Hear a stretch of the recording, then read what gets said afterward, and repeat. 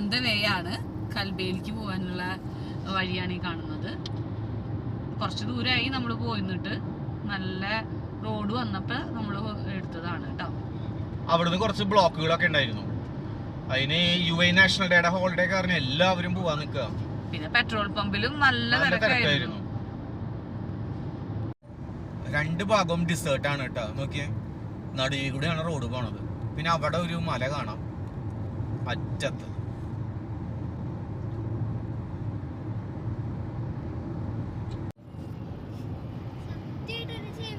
രണ്ട് ഭാഗത്തേക്ക് മല. ലച്ചുവിന്റെ ചെവി അടഞ്ഞു എന്ന് പറയുന്നുണ്ട്.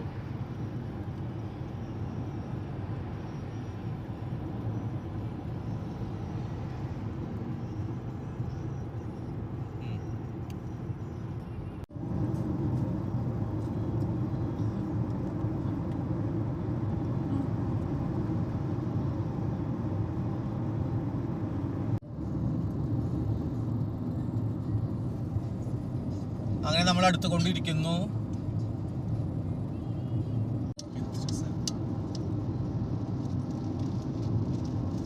രണ്ട് മലനിരകളും രണ്ട് സൈഡിലും നമ്മൾ മാത്രം അനങ്ങുന്ന ഒരു ഫീലിങ്സ് ആണ് ഇത്. ഞാൻ പറഞ്ഞ വാക്കുകളല്ല, ആസിഫ് അലി പറഞ്ഞ വാക്കുകളാണ്.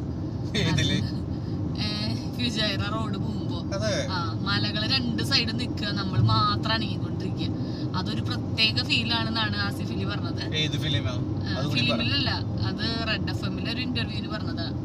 നല്ല രസമുണ്ട് ശരിക്കും കാണാനായിട്ട്. അങ്ങനെ നമുക്കും തോന്നണത്. ഇപ്പൊ നോക്കിയേ, നിറച്ചു മലകള്, നമ്മള് വണ്ടി മാത്രം ഇങ്ങനെ മൂവ് ചെയ്യണം.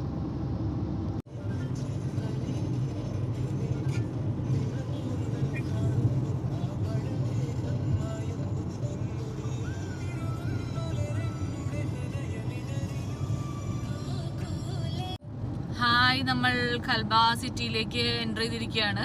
രണ്ട് സൈഡിലും നല്ല മരങ്ങളും നല്ല നല്ല പച്ചപ്പുള്ള പൂക്കളൊക്കെ കാണാനുണ്ട് കേട്ടോ.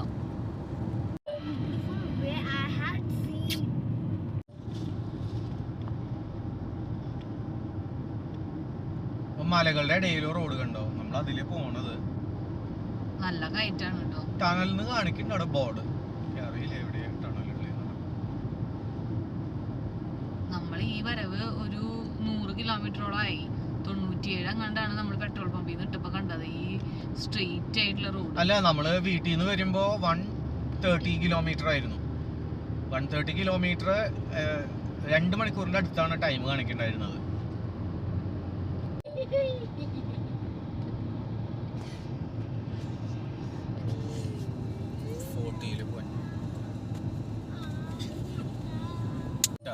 കൊറേ നേരം ഞാൻ ടണൽ എവിടെ നോക്കി നിൽക്കുന്നു. അപ്പൊ ടണലിലേക്ക് നമ്മൾ കടക്കുകയാണ്. ഷാർജ ഖൽബ ചെറിയ ടണൽ തോന്നുന്നുണ്ട്. അൽ ഖിയാർ 80 കിലോമീറ്റർ ആണ് പെർ അവർ ഇതിന്റെ സ്പീഡ് ലിമിറ്റ് വരുന്നത്. ചെറിയ ടണലാട്ടത്. ഫുജൈറയിലേക്ക് പോകുമ്പോഴാണ്, അല്ലെ ഫുജൈറയല്ലേ വലിയ ടണലുള്ളത്. ഇതിപ്പോ നമ്മുടെ നാട്ടിലെ കുതിരാന്റെ ആ ടണലിന് അത്ര നീളം തന്നെയുള്ളൂ. സ്കൈ ആണോ അത്? അല്ല, കടല. ഖൽബ ബീച്ച് ഉണ്ട് ഇവിടെ അടുത്ത്. അത് കണ്ടോ അറ്റത്ത് നിങ്ങൾ കടത് എന്റെ ഇത് കടല അറ്റത്ത്. ഗൾഫ് ഓഫ് ഒമാന്റെ പേർഷ്യൻ ഗൾഫിന്റെ ഒക്കെ ഭാഗം തോന്നുന്നുണ്ട്. നമ്മളിത് കഴിഞ്ഞ് കഴിഞ്ഞാൽ ഒമാന്റെ പാർട്ടാണ്. നമ്മൾ അങ്ങനെ സ്ഥലത്തേക്ക് എത്താറായിട്ടോ.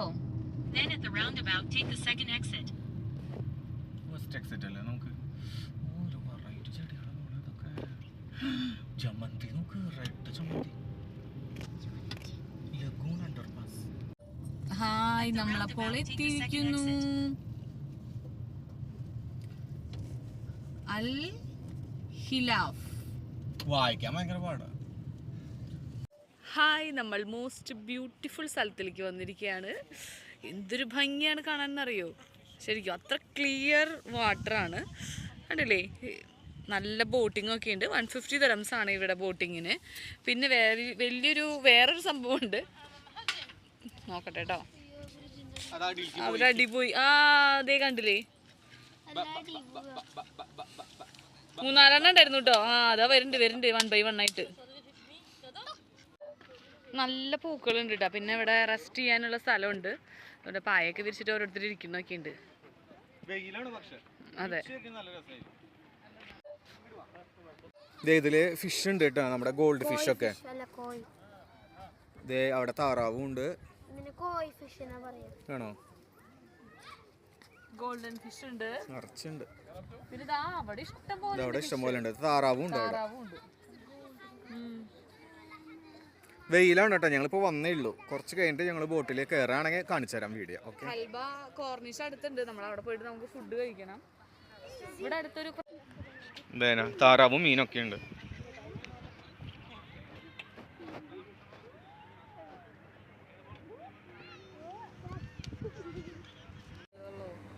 ഇവിടെ കുട്ടികൾക്ക് കളിക്കണ ചെറിയൊരു പാർക്കൊക്കെ ഉണ്ട്.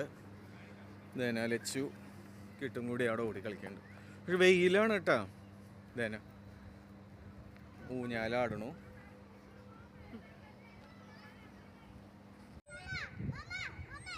കിട്ടും ലച്ചും കളിക്കുന്നുണ്ട് ഇവിടെ. ഇവിടെ ചെടികളൊക്കെ ആയി തുടങ്ങി കേട്ടോ. ഇവിടെ കണ്ടോ ഓരോ പോട്ടിലും ചെടികൾ വെച്ചിട്ടുണ്ട്. ഇതിൻ്റെ കുറേ വെറൈറ്റി കളറുകൾ ഉണ്ട് കേട്ടോ. ഇത് ഞാൻ വീട്ടിൽ അവിടെ വാങ്ങി വെക്കാറുണ്ട്, പക്ഷെ ഇവിടെ സമയമായിട്ടില്ല, അവിടെ വന്നു തുടങ്ങണേ ഉള്ളൂ. ഇവിടെ ഇവർ മുന്നേ വെച്ചിട്ട് തോന്നുന്നുണ്ട്, നിറഞ്ഞു തൊട്ടുണ്ട് ഇവിടെ. കണ്ടോ?